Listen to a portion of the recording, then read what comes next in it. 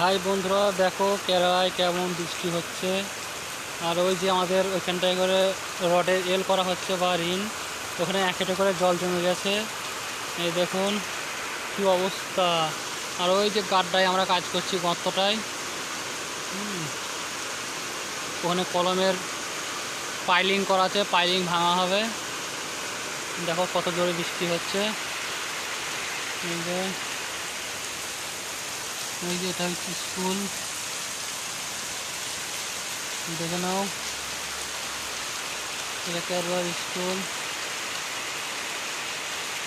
এই দেখো বন্ধু, ওখানে কত মাটির কেটে ঢিমিয়ে খাওয়া হয়েছে।